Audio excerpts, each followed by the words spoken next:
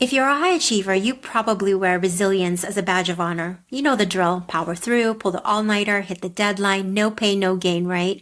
But what if I told you that for people like us, the perfectionists, the helpers, the ones who always give 110%, that grind mentality isn't actually a virtue, it's a biological trap.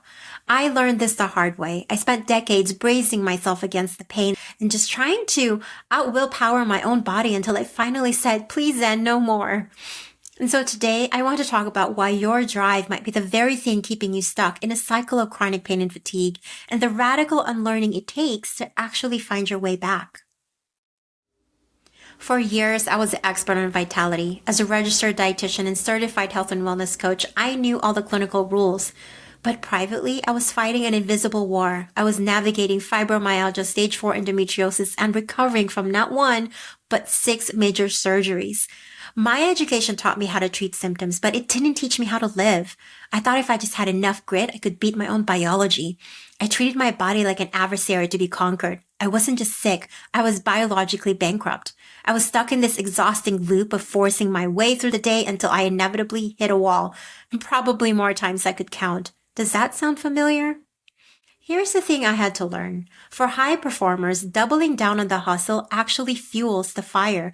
It sends your nervous system into a state of emergency. In the earlier stages of my journey, I was obsessed with defying the odds. It was me versus my chronic pain and fatigue, and I was determined to see who would win.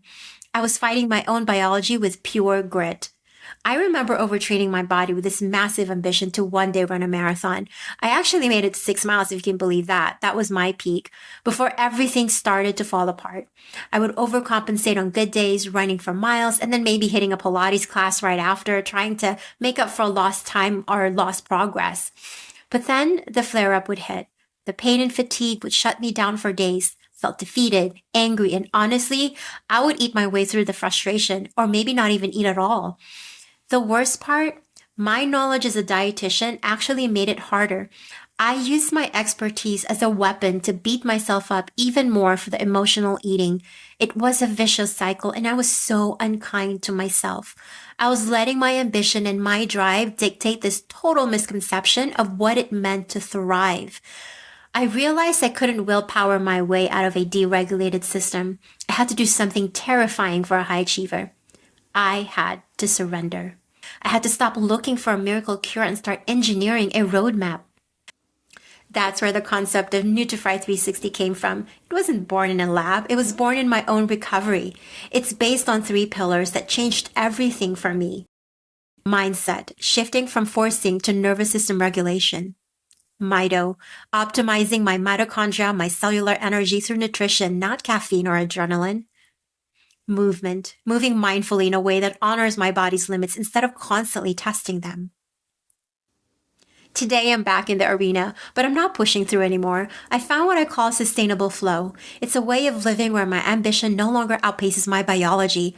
I've found the grace to accept my limits, and ironically, that's exactly what gave me my life back. Nutrify360 isn't about a quick fix. It's about a synergy. It's about rebuilding a foundation that actually lasts. So if you're tired of the push and crash cycle, if you're ready to stop fighting your biology and start mastering it, I'd love for you to join me. We've officially opened the pre-sale for Nutrify360. It's the culmination of decades of lessons I had to learn the hard way so that maybe you don't have to. Click the link in the description to learn more about how we can start unlearning the grind together. Thanks for listening to my story. I'll see you in the next video.